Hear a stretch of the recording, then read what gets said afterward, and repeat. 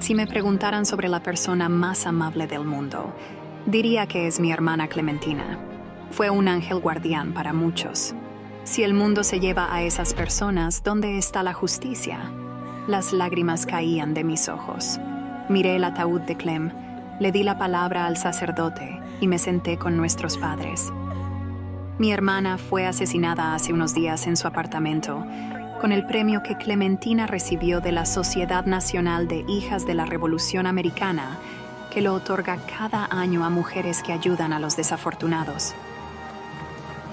El día del premio fue la última vez que vi a Clem. Mi hermana trabajó en una clínica gratuita ayudando a los pobres y en Médicos Sin Fronteras. En los últimos 4 años, ella fue a África para tratar a niños enfermos. Merecía el premio más que nadie. En el escenario, sosteniendo el premio, Clementina hablaba como alguien indigno, forzando una sonrisa para las fotos. ¿Qué te pasaba, hermana? Hace 4 años, mi hermana rechazó el apartamento en un barrio prestigioso comprado por nuestros padres. Vendió su coche de lujo, un regalo por graduarse en la universidad. Yo también recibí esos regalos, pero no los rechacé como mi hermana. Antes, Clem y yo solíamos ir a fiestas ruidosas y eventos sociales, pero luego todo cambió. Clementina se enfocó en su trabajo, dejando de hablar con los amigos y alquilando un apartamento que su salario de doctora en una clínica gratuita le permitía. Se distanció de todos los demás y se retiró en su caparazón. Recordé felicitar a mi hermana por el premio, pero ella solo dijo sin alegría, no lo merezco. Le ofrecí una fiesta. Se negó. Quería descansar. Lo último que le dije a mi hermana fue, nos vemos en Pollona. No fue, te amo, o lo hiciste muy bien, eres la única persona que lo merece. No, dije, nos vemos en Pollona. Las lágrimas brotaron de mis ojos. Mi garganta se cerró y salí corriendo de la iglesia pensando que me iba a asfixiar. Cerca de la iglesia, Martín, triste, apoyado en un árbol con un cigarrillo, tarareaba Clementina. Él era amigo de Clementina y solía pasar mucho tiempo con ella. Creo que estaba enamorado. Hablamos de Clem. Le pregunté cuándo la vio por última vez. Martín dijo que fue hace unos meses y no hablaron mucho. Tras la ceremonia, nuestros padres organizaron un banquete fúnebre con fotos de Clementina en una mesa. En una de ellas, ella estaba sonriendo y abrazando a Martín, Diane y Ben. Todos estaban frente al auto con sus maletas. Era el 3 de junio de 2014. Los 4 acababan de iniciar su vida adulta. Diane fue contratada por una firma legal privada y habló en el tribunal. Martín se convirtió en presentador de un programa de entretenimiento en la televisión local. Ben fue contratado como gerente en uno de los mejores restaurantes de la ciudad. Clementina obtuvo un trabajo en una clínica prestigiosa. Decidió celebrar su primer éxito como adulta con un viaje por varios estados, pero regresó a los pocos días. Fue entonces cuando mi hermana se dedicó a ayudar a las personas que estaban en la miseria. Diane se convirtió en socia de una firma legal destacada. Martín era una personalidad de la TV y Ben era un empresario. Escuché que pasó por varias quiebras, pero por su auto aún tenía dinero. La policía terminó en el apartamento de Clementina y podíamos llevarnos sus cosas. Al recogerlas, lloré. Cuando salía vi el conducto de ventilación en la habitación. De adolescentes, solíamos quitar la tapa y ocultar secretos en el hueco. Ponía mi diario y mis cigarrillos. ¿Y si Clementina escondió algo ahí? Encontré un cuaderno extraño en el hueco. Sus páginas tenían frases como, lo siento mucho, ¿cómo puedo olvidarlo? Es imperdonable. ¿Cómo deshacerlo? ¿Cómo expiar mi pecado? Y más. Estaba la fecha 3 de junio de 2014 y la palabra fantasy, escrita en mayúsculas en una página. Encontré una cámara de video, una caja de cerillas con un logotipo extraño y una jarra sonriente. Tomé la cámara y reproduje un archivo. Vi a Clem en la pantalla llorando. Estimado señor y señora Wright, dijo, he intentado hablar con ustedes desde hace mucho tiempo.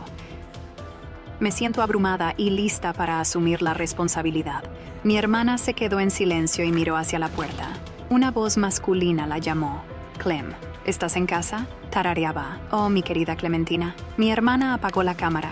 La hora y la fecha de la grabación eran de 3 horas antes de su muerte. Así que Martín me mintió, pero me preocupaba más lo que Clementina podría haber hecho. Tenía que descubrir qué había pasado hacía 4 años. Al día siguiente, el dueño del apartamento de Clementina llamó. Había recibido cartas para ella, incluyendo una multa por una infracción de tráfico con una foto del conductor y el lugar, un sitio a 5 horas de donde vivíamos. Fui allí de inmediato, un tranquilo pueblecito.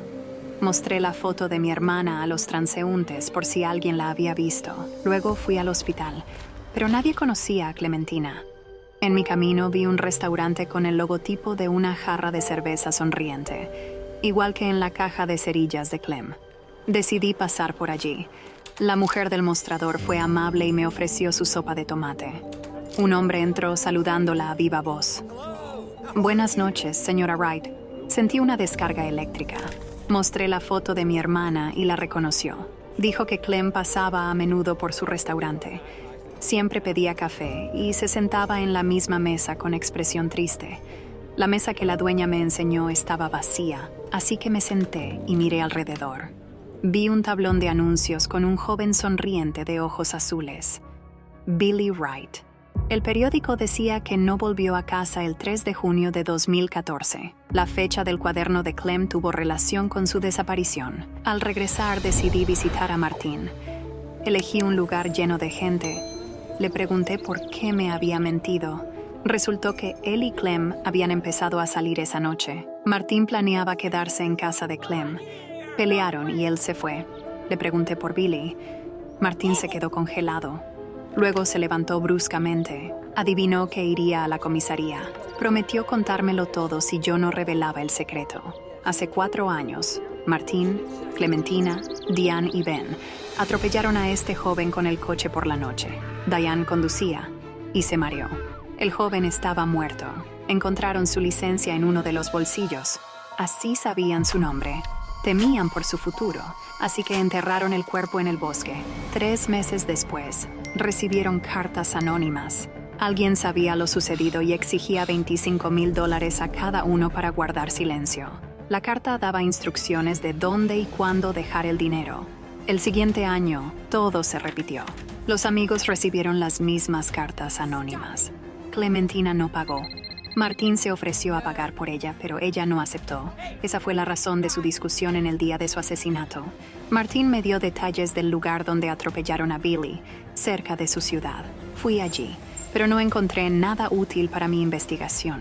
Aproximadamente a 1 kilómetro del lugar había una gasolinera. Vi una cámara de CCTV allí, apuntando al sitio del accidente. Podría haber capturado algo, pero el cajero me dijo que no sabía nada sobre el accidente y que el video se almacenaba durante un mes. Fui al restaurante de la señora Wright. Al traerme mi café entró un hombre que saludó a la dueña. La señora Wright me dijo que él era el orgullo de su pueblo. Construyó un hotel junto a él en solo 3 años, aumentando el turismo y los cafés locales. El hombre se llamaba Tyler. Tomó el pedido de la señora Wright y se fue. Construir un hotel no es barato, especialmente a corto plazo. ¿Cómo obtuvo Tyler tanto dinero? ¿Qué hace él?, pregunté a la señora Wright. Me dijo que heredó. Y antes trabajaba en la gasolinera.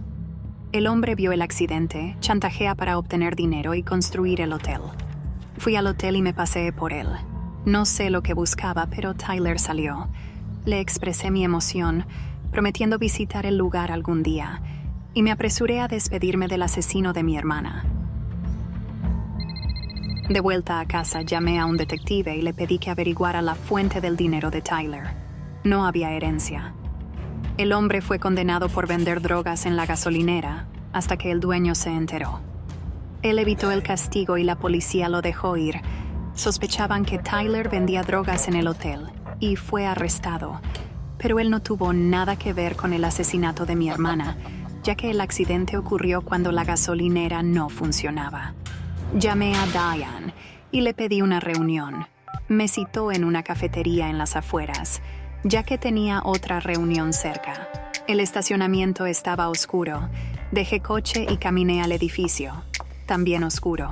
Escuché un susurro y sentí un dolor agudo tras ser golpeada en la cabeza. Me desperté en un almacén lleno de cajas de comida y otros productos almacenados. Las etiquetas decían Fantasía, había materiales publicitarios de la marca dispersos por el suelo. Escuché a Diane, Ben y Martín. «Tenemos que deshacernos de ella», gritó Ben. Diane callada. Martín no estuvo de acuerdo. Había un zumbido en mi cabeza, pero entendí lo sucedido. Diane les contó a Martín y Ben que la había llamado y me invitó a la cafetería cerrada. Allí alguien me atacó y me trajo a este almacén. Sentada, atada a la silla, esperaba la decisión, viendo la palabra fantasía al abrir los ojos. Recordé lo escrito en el cuaderno de Clem. Estaba cerca de resolver el misterio de mi hermana. Solo quería hacerlo antes de que sus amigos me mataran. Ben notó que ya estaba consciente. Me quitó la mordaza y me preguntó qué le había dicho a la policía. En vez de responder, le pregunté a Ben cómo estaba y de dónde había sacado el dinero para iniciar tantos negocios que iban a la quiebra repetidamente y además pagar al chantajista. Furioso, Ben me abofeteó. Levantó la mano para repetirlo, pero Martín atrapó su mano. «¿Qué quieres decir?», me preguntó Diane, pero seguí hablando con Ben. «Esta cafetería también quebró, ¿verdad? Y la empresa de comestibles también, los restos están esparcidos por aquí». Diane me escuchaba con los ojos entrecerrados. Parecía darse cuenta. «Sí, Ben. ¿De dónde sacaste el dinero?», preguntó ella. Ben negó su implicación. «¿Quieres ir a la cárcel?», gritó. Diane exigió una explicación. Martín dijo que era mejor ir por un asesinato involuntario que por dos, uno intencionado y en grupo. Ben gritó muy fuerte. «No cuentas a Clementina. Me deshice de ella por salvarnos a todos. La perra nos iba a traicionar». Martín miró a su amigo desconcertado. «¿La mataste por dinero?», Diane preguntó. «¿Tú nos chantajeabas?». Ben se rió. «¿Qué vas a hacer? ¿Presentar una queja a la policía? ¿Contarlo todo?». Martín se dio cuenta y se lanzó hacia Ben. Me derribaron con la silla, así que aflojé la cuerda. Diane me ayudó a evitar otro crimen. Martín dijo: «No quiero ocultarlo más. Atamos a Ben y llamamos a la policía». Sentí alivio al saber que el asesino de Clementina sería castigado.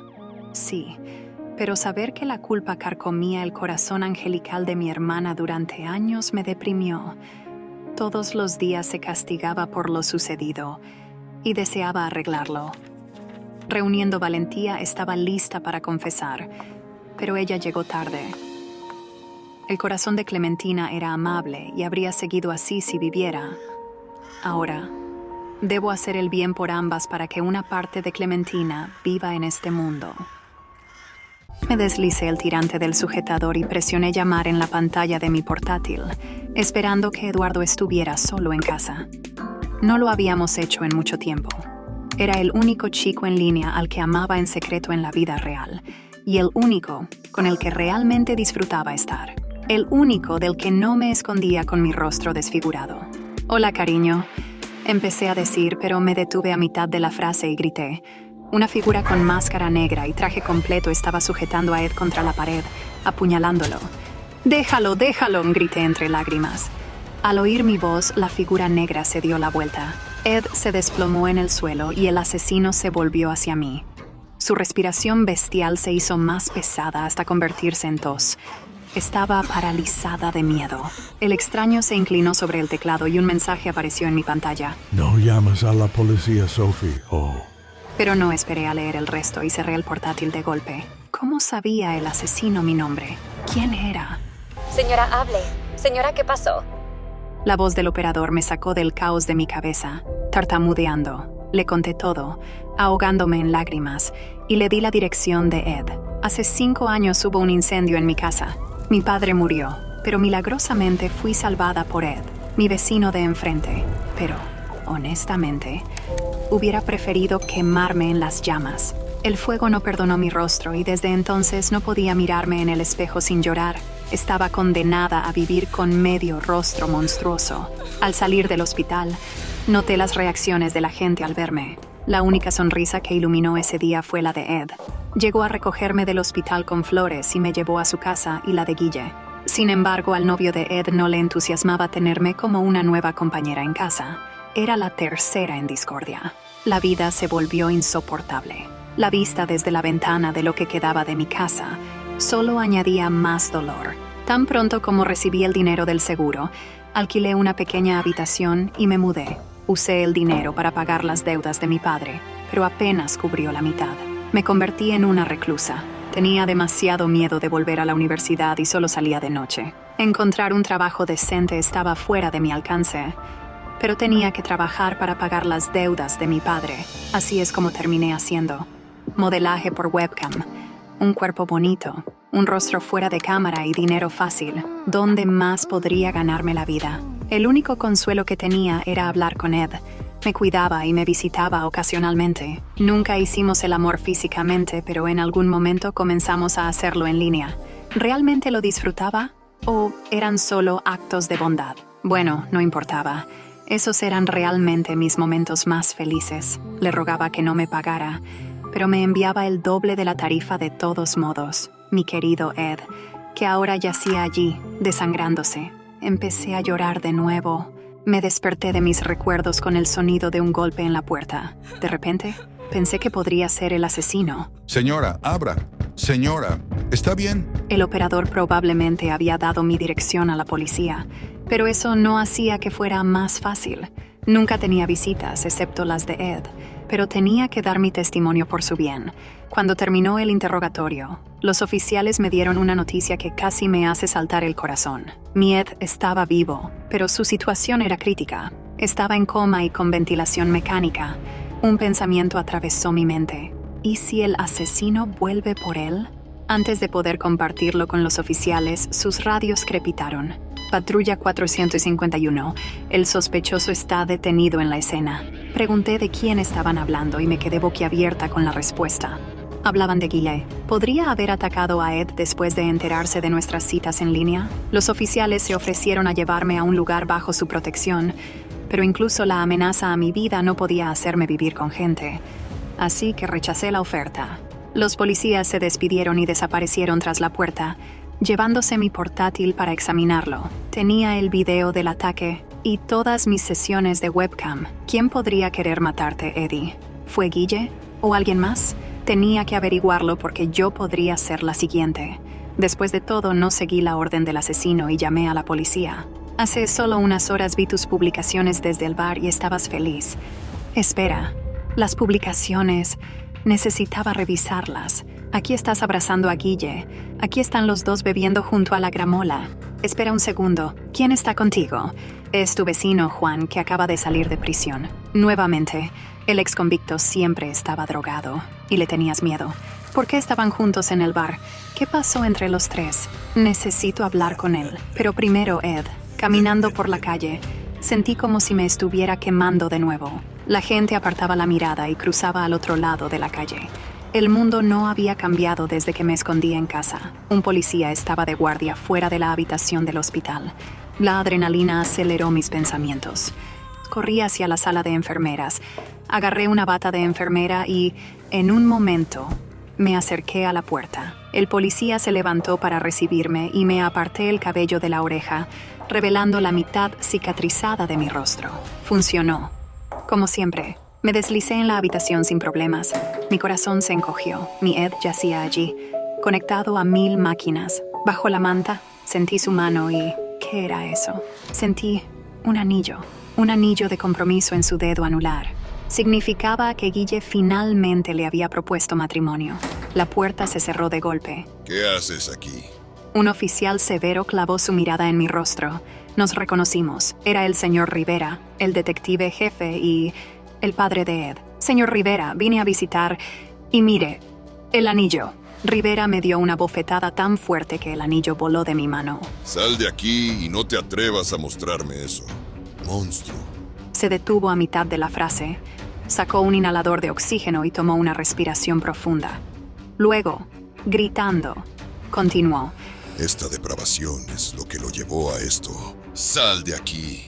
Mis piernas me llevaron lejos, lejos del hospital, lejos del policía, pero no iba a detenerme. La respiración pesada y la tos.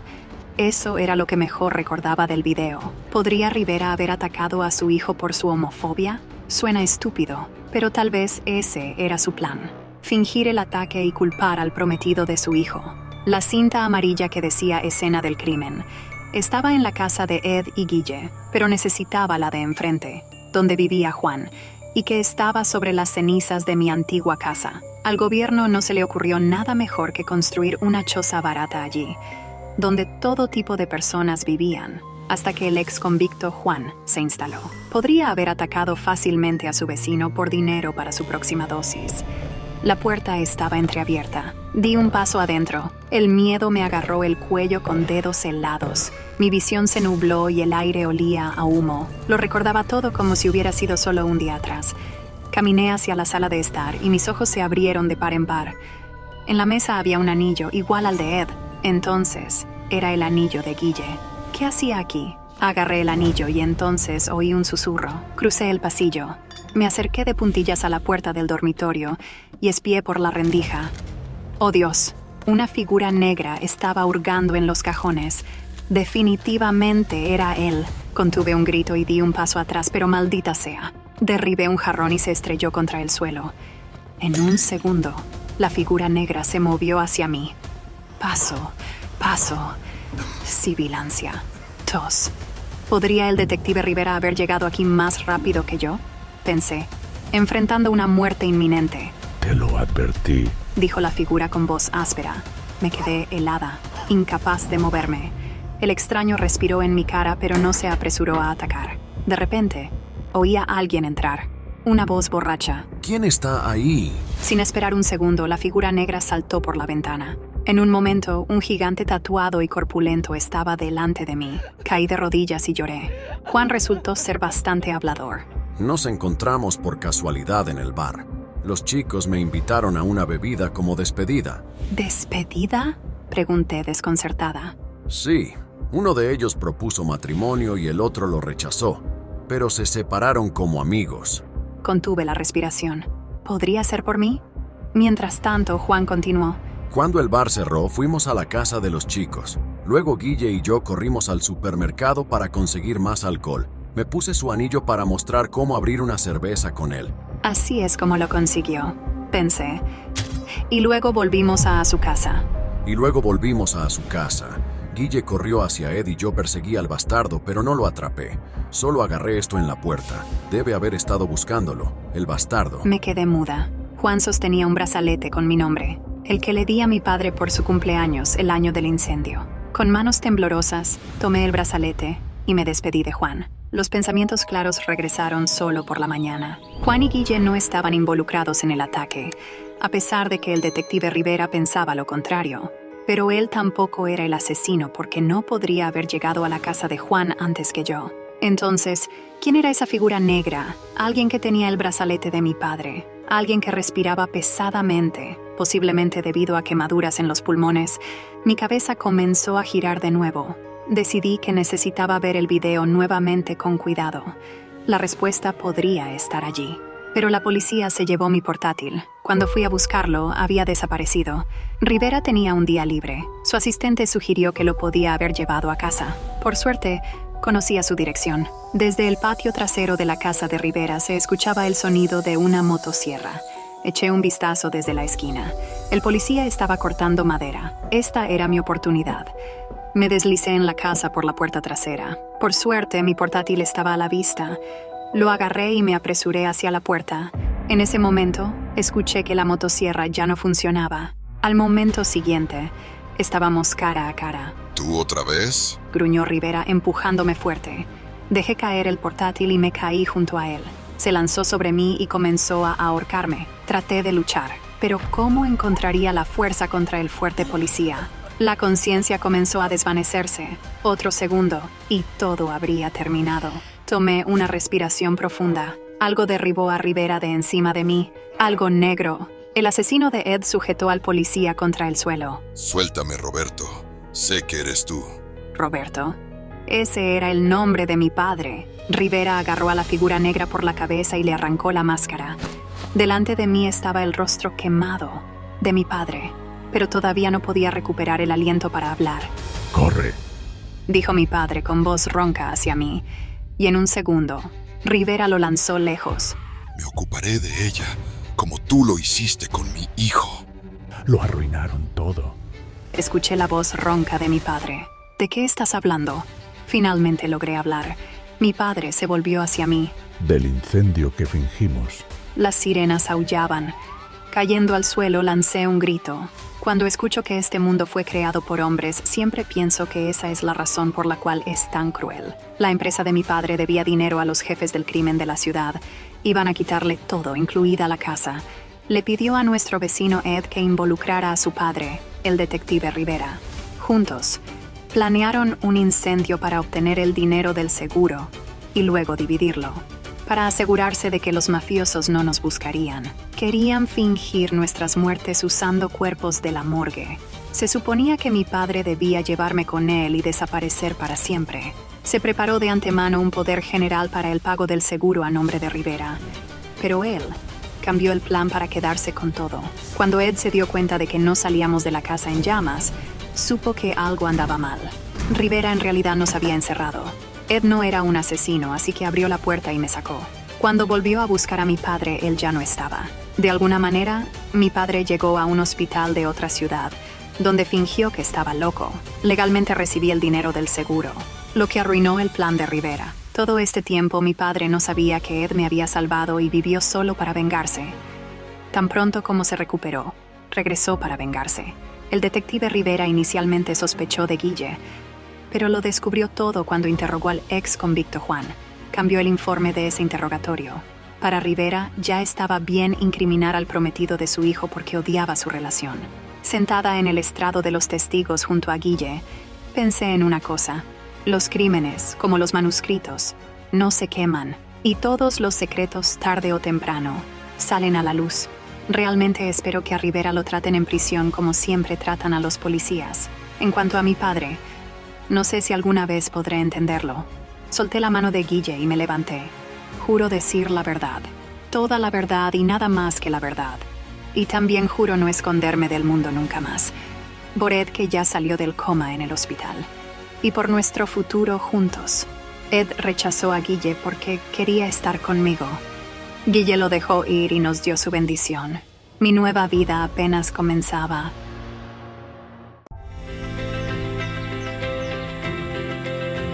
Me llamo June, ratona de biblioteca. Amo leer en noches tranquilas y solas. Trabajo como bibliotecario para estar cerca de los libros. Estaba muy contento con mi vida y no quería cambiar nada. Mientras planeamos, el destino cambia nuestros planes. Mi casera murió y su hija venderá el piso. El complejo en el que me mudé era un conjunto de 10 bungalows en un área cerrada, pero en ese momento solo 2 de ellos eran habitables. 2 pisos, uno de ellos ocupado por los dueños, el otro alquilado. Los otros bungalows todavía estaban en construcción. Debido a las molestias causadas por las obras, me dieron un buen descuento. Estuve de acuerdo. ¿Quién sabía cómo resultaría? En una de mis mañanas, paseaba a Dashiell, mi terrier escocés. Algo golpeó en el sitio de construcción y el perro se escapó. Alejandro, uno de los trabajadores, me ayudó a encontrarlo. Le invité a tomar café. Dashiell no podía dejar de mirar a Alex y hasta intentó lamer su café. Nos reímos y bromeamos que mi perro era adicto al café. Tomar café antes del trabajo y charlar se convirtió en nuestra tradición. Así supe que Alejandro era de México. Mateo también vivía aquí. Como otros trabajadores ilegales, vivían en remolques cercanos y trabajaban 14 horas al día. Pero Nicolás, el dueño, nunca estaba satisfecho con su trabajo y buscaba razones para pagar menos. Encontrar otro empleo era arriesgado. Había otro remolque cerca de los constructores. «Eso es Mad Sam», dijo Alex, un hippie errante que eligió este lugar para estacionar su remolque. Nicolás llamó al hombre peligro de incendio y, ojo en el vivero, discutía con Sam, quien se quejaba de la invasión de los derechos del músico. Un día, apurado para ir al trabajo, Vi una pelea entre Nicholas y Alejandro. El dueño gritó al joven, lo humilló y lo empujó. Alex cayó. Luego se levantó y atacó al dueño. Mateo apenas lo alejó. Vi a la esposa del dueño, Emily, por primera vez. Era baja, bonita y joven. Nicholas parecía mayor. Emily intentó calmar a su esposo, pero él la agarró y arrastró al bungalow. Ella regresó después. Vi a Alejandro quitarse la sudadera. Ella se ofreció a lavarla. Al día siguiente, de vuelta del trabajo, vi a la policía en el recinto cercado con cinta. Emily lloraba, temblando, en el hombro de un oficial. Se desmayó y llamaron a una ambulancia. Un policía trajo la sudadera ensangrentada de Alejandro, diciendo que el sospechoso huyó. Hallaron el cuerpo de Nicholas en una zanja. El dueño fue apuñalado. El cuchillo se encontró cerca, sin rastros. Dado el conflicto reciente, Alejandro fue el sospechoso. Mi reacción inicial fue alejarme de esta historia de horror americana, pero no podía creer que Alex realmente pudiera hacer eso. Quería ayudarlo, así me quedé. Pensé que la construcción pararía tras la muerte de Nicholas, pero pagaría a los obreros. Días después, la policía volvió, esperando a Alejandro. Me preguntaron si lo vi. Dije no lo vi tras el asesinato. Al llegar a casa sentí una mano en mi boca. Soy yo. Alex susurró. No te haré daño. Por favor, no grites.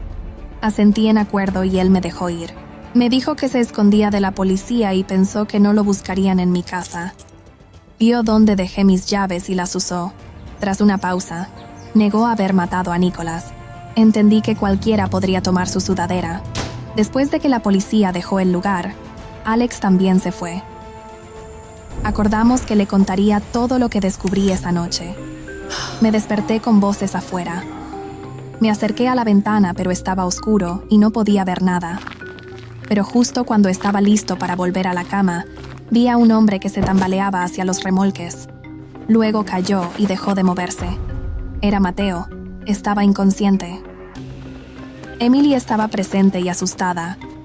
Le pedí que llamara al 911 y susurró que había un hombre de 35 años inconsciente y alérgico a los antibióticos. Me resultó curioso que ella supiera tantos detalles, pero me enfoqué en sus delicadas muñecas. Estaban asustados, pero no pude pensar porque Emily dejó caer su teléfono y se desmayó. 2 cuerpos inconscientes en la noche. Fue demasiado. Conocí a los médicos. Llevaron a Mateo al hospital y trajeron a Emily en sí. Luego la llevé a casa. No pude dormir hasta la mañana. Los días siguientes fueron tranquilos. Fui a ver a Mateo al hospital y descubrí que había sido envenenado. Si no lo hubiera visto, habría muerto esa noche. Alex se coló en mi bungalow, pero no tenía noticias para él. Me di cuenta de que no había visto a Emily en mucho tiempo, así que decidí pasar y preguntarle si necesitaba algo. Entré a su puerta abierta, la llamé, pero nadie respondió. Decidí buscarla.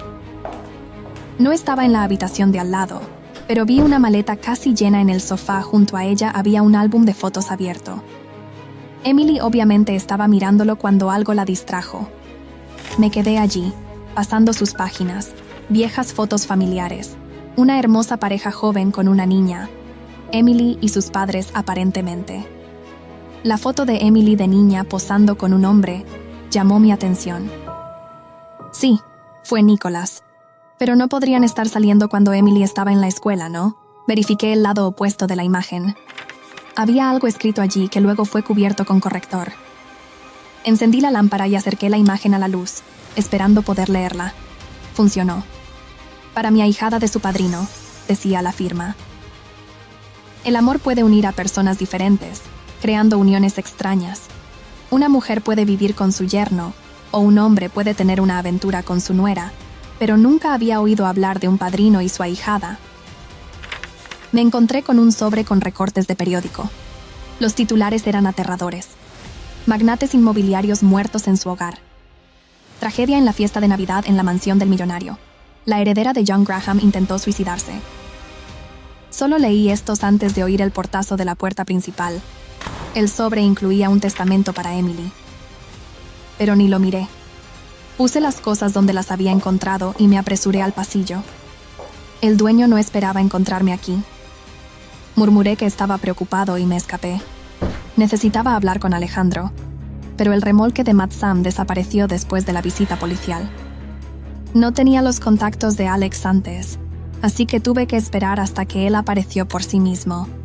Hasta entonces, decidí investigar todo lo posible sobre la historia de los magnates. Al investigar en línea y revisar periódicos y revistas, encontré muchas cosas interesantes. Emily resultó ser millonaria. Era heredera de Anna y Eric Grams, magnates de bienes raíces fallecidos hace una década en su nueva mansión. High encendió el fuego en la chimenea, pero la ventilación estaba rota, así que se rindieron. Emily se quedaba en casa de su amiga. Su padrino la cuidaba. Sentí que la solución al misterio de la muerte de Nicholas se acercaba mucho. Aún me faltaban piezas para completar el rompecabezas. Quería compartirlo con Alex, así que colgué carteles con la foto de Dashiell que decía «Perro único perdido», «Recompensa» y mi número de teléfono en el vecindario. Alejandra entendería el mensaje. Mis posibilidades eran pequeñas, pero aún así. Mad Sam me llamó y dijo que Alex vendría a verme pronto, enviándome su número de teléfono. En mi camino a casa, vi a Emily ir en su coche y decidí ir rápidamente a su bungalow. Esta vez estaba cerrado. No encontré la llave. Di vueltas hasta encontrar una ventana abierta en el primer piso. Para subir, utilicé un gnomo de jardín que abundaba en el patio. Me encontré en el baño. Vi una prueba de embarazo usada y pastillas para las náuseas en un estante. Por eso, Emily se desmayaba con frecuencia. Fui rápido a la sala, seguro de encontrar lo más importante en la maleta. El álbum de fotos estaba arriba. Encontré el testamento. Según esto, Emily podría usar la riqueza después de cumplir los 21 años. Antes de eso, su tutor estaba a cargo. También encontré su licencia de conducir en la maleta. Según eso, ella tenía 23 años.